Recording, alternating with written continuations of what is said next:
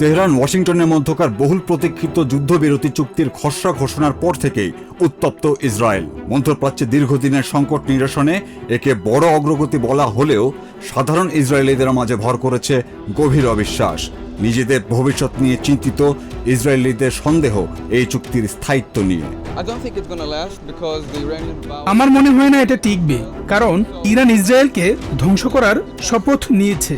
ইরানের সাথে চুক্তি করা মানে তাদের লক্ষ্য পূরণে কিছুটা সময় দেয়া। আমি নিজেও শান্তি চাই, কিন্তু এই চুক্তি স্থায়ী হবে না।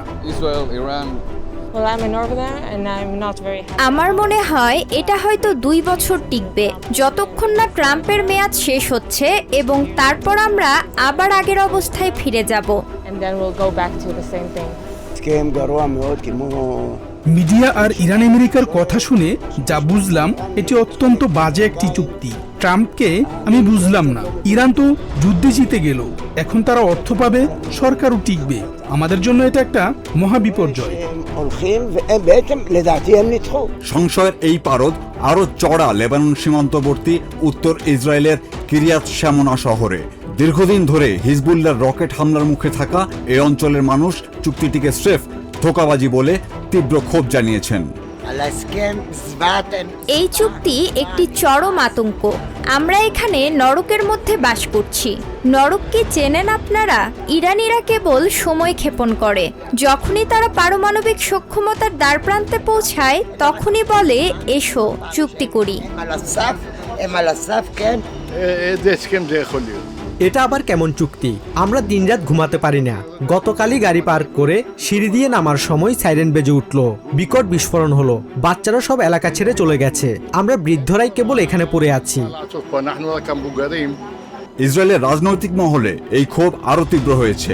এই চুক্তিকে প্রধানমন্ত্রী বেঞ্জামিন নেতানিয়াহুর চরম কূটনৈতিক ও সামরিক ব্যর্থতা হিসেবে অভিহিত করেছেন ইসরায়েলের বিরোধী দলীয় নেতারা। প্রধান বিরোধী নেতা ইয়ার লাপিদ ও বামপন্থী নেতা ইয়ার গোলানের অভিযোগ, শুধুমাত্র ওয়াশিংটনের স্বাক্ষরিত চুক্তির মাধ্যমে ইরানের ক্ষেপণাস্ত্র ও পারমাণবিক কর্মসূচিকে অক্ষত রেখে তাদের হাতে বিলিয়ন বিলিয়ন ডলার তুলে দেয়া হয়েছে, যা ইসরায়েলকে একটি দুর্বল ও অধীনস্থ রাষ্ট্রে পরিণত করেছে।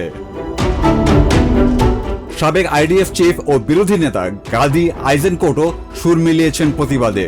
এই চুক্তিকে নেতানিয়াহুর ব্যর্থ সরকারের অন্ধ পরিণতি অভিহিত করে তিনি বলেন, প্রধানমন্ত্রীর পূর্ণাঙ্গ বিজয়ের ফাঁকা প্রতিশ্রুতির সাথে বর্তমান বাস্তবতার পাতাল সম ব্যবধান রয়েছে।